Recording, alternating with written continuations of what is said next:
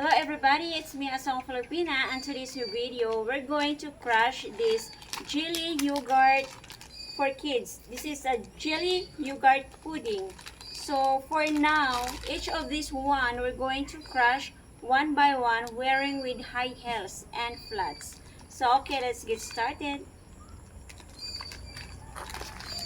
So I'm gonna put it here in the floor with a plastic, and some of them is here spreading.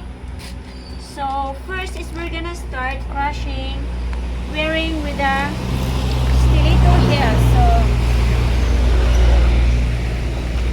we're going to crush one by one with the stiletto heels.